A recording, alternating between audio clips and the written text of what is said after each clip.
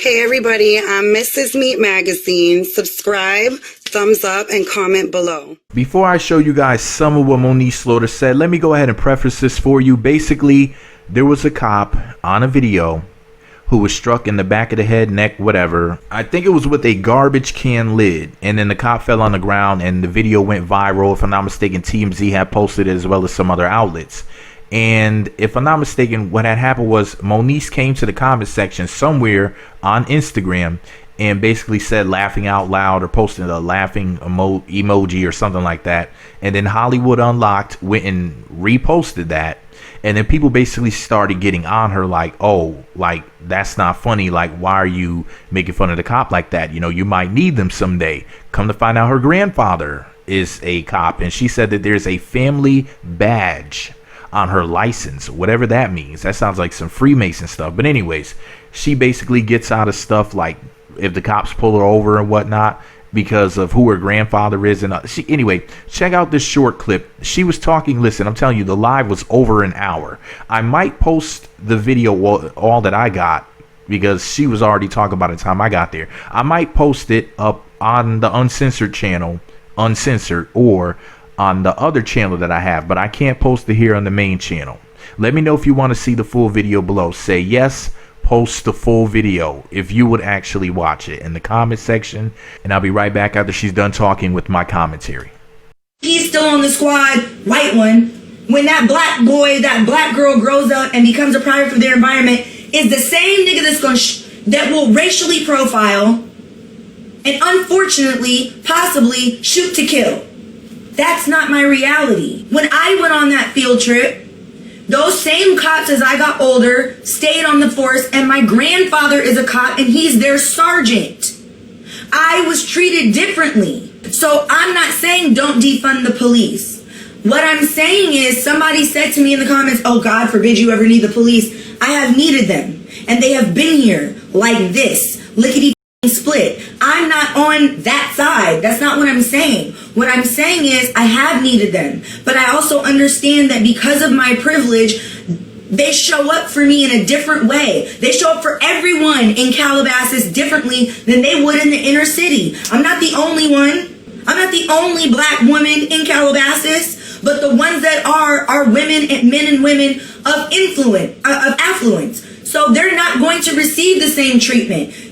What was it, that Playboy posted that Tristan had a party or whatever? Y'all think that the cops went and turned off his utilities? No, they didn't. Y'all think the cops showed up and shut it down? No, they didn't. That's my point. I'm not saying don't defund the police. I'm not saying I'm on the side of the police. Because I'm not. What I'm saying is I put the laughing emoji underneath the comment section on Hollywood Unlocked of the cop being hit in the back of the head, and it looked funny to me. It was funny.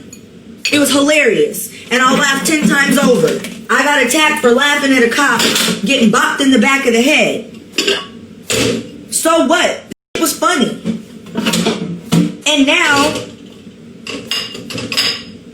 folks are underneath the post talking about, if I were you, if I had your platform, I would use it to educate, not laugh. God forbid you ever need the police one day. I have needed them. But see, what I don't understand is I've never had to live a hard life.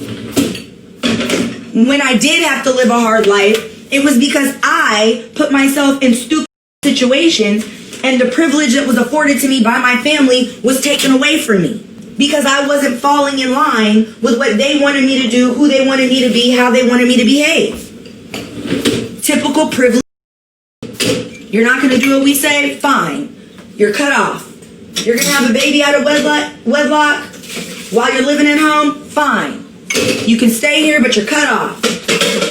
Do what we want or you're cut off. You keep putting your hands on people at school, we're sending you to an all-girls school. Like, typical... That is typical privilege. Whose parents threaten their kids with, if you keep putting your hands on the people that you think are bullying you at school, we're going to send you to a private all-girls school. A better school than you go to now. And the school you go to now is the #1 public charter school in all of LAUSD. But we're going to send you to an even better school where there's only girls. Like, what? That's wow. Alright, well, so you threatened me with a better education because I was being bullied and I decided to fight back. Got it. I don't agree with what's happening to black people. I think it's vile. I think it's disgusting. I speak out about it constantly. But what I'm never going to do is pretend that I know what it feels like because I don't. What I'm never going to do is discredit and disrespect those that have had to live that life because they didn't have a choice. And they do experience social and racial injustices and have always experienced social and racial injustices. And I haven't. So don't come on my telling me, oh, if I were you and I had your platform, I would be this and I would be that. Oh, so you'd be fraudulent then. Got it. Okay. So you'll scream Black Lives Matter from behind your phone, but did you protest? Have you donated? Have you bailed? Have you donated to the bail funds for protesters? I have. And what I'm saying is to the dummy who said, oh, don't act like they won't shoot your ass. They very well could. And I'm very well aware of the fact that I'm raising a black boy in a racist society. I'm very well aware that just because I was raised with a life in a privilege and so is my son, I'm still very well aware that it could be one of us. That we are not exempt because of our privilege. I'm very well aware. I'm all for defunding the police. I've been studying all the bills, all the laws that are going to be on, policies that are going to be on the November ballot, who stands for what, who's running for what, and I will be voting for anyone and everyone who is on the side of defunding the police, etc., etc., etc. So don't get it.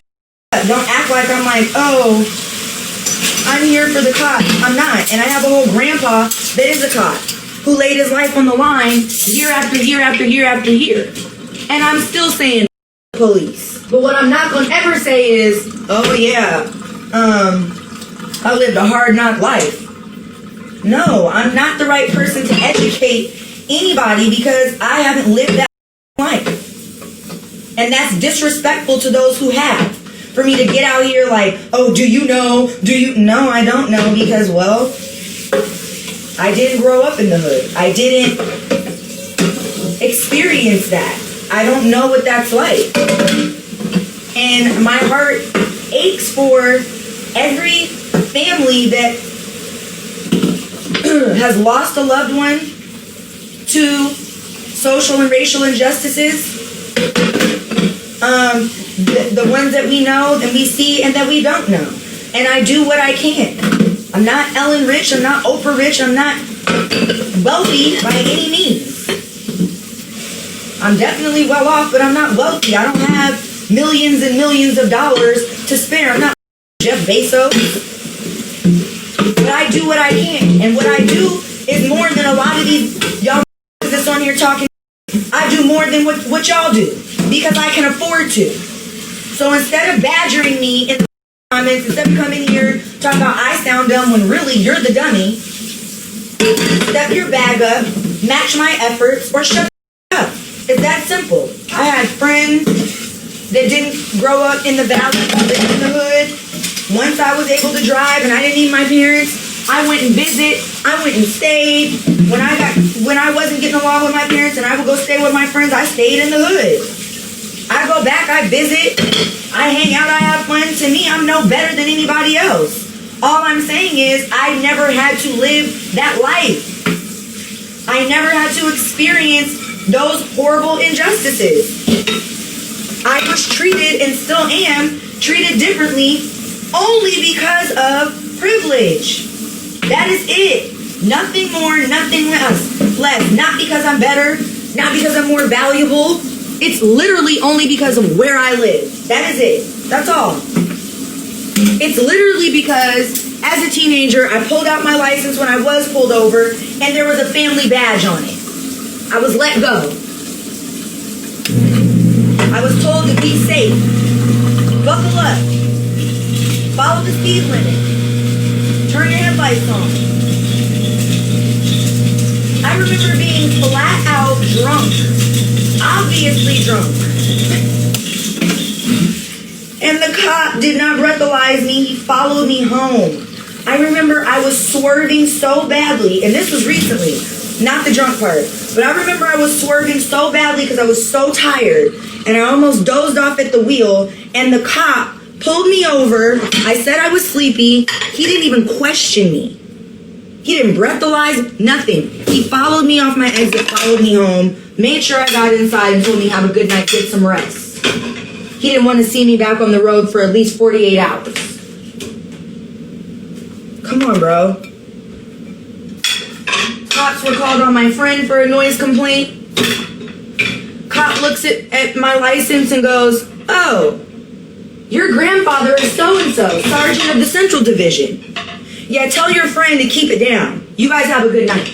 That is my reality. So I can't sit on this internet and act like, oh man, like I know so much. I don't. I only know what I see, and I agree. What I see is dead wrong and disgusting.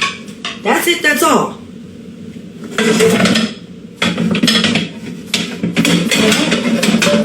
Start badgering me. Go badger.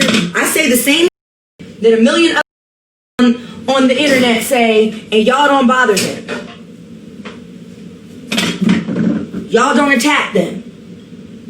Y'all don't call them dummies. You don't insult their intelligence. You don't start insulting their families.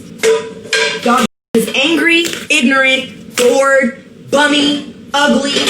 And if you're here calling me a dummy, that's because you're an idiot. Flat out idiot. You're a fraud, you're a phony, you're a... If a million people already said what you said, what is the point in you saying it as well? That's what I don't understand.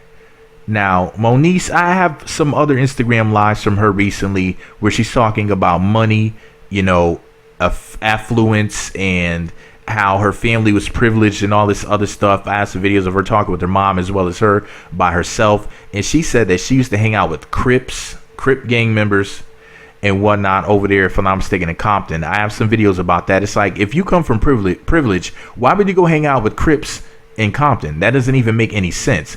She said that she dated Little Eazy-E. I have a separate video talking about that topic, and it's like, none of it makes any sense. But for the brothers, remember, even when the sisters come from something, they still figure out how to get up in the face of a thug. I just had to throw that out there because they don't appreciate anything. But anyways, it is what it is. The sisters they're gonna do what they do. You know what I mean? There's certain things that they do. But anyways, Moniece did not have the, I guess she might say, the typical black experience, which, I mean, there's this myth that most black people come from the ghetto. Most of us do not come from extreme poverty or anything like that. Most of us are like middle class, whether it's lower middle class, whatever, around that range, I guess.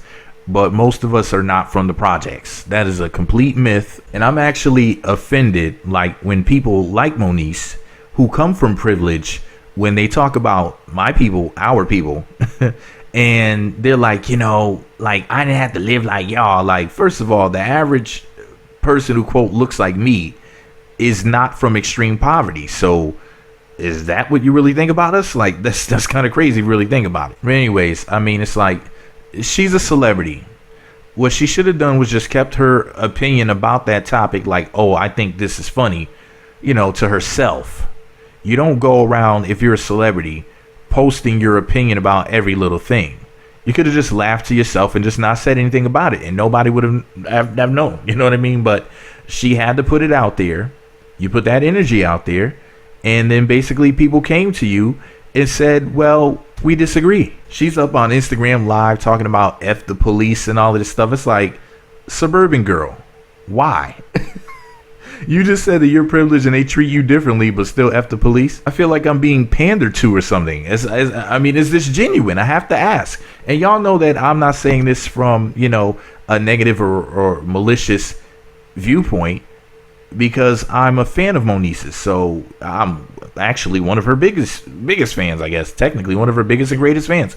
So, but I'm just saying though, like, when it comes to this particular topic, I think she should just skip it. She didn't say, yeah, you know, I'm privileged and I went and hung out in lower middle class neighborhoods. She's like, I went and hung out in the hood, you know, like trying to act like she has some sort of like black pass or something, like as if all of us are hood. You know what I mean? Plenty of us did grow up impoverished, got out of it, and don't identify with the hood in the first place.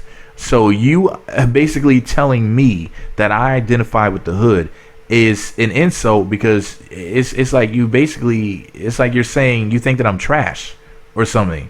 I mean, just because you're from the hood doesn't mean that you're of the hood. It doesn't mean that you are hood. And people who are hood are honestly trash. It doesn't matter what color they are. It doesn't matter. I'm talking about the mentality.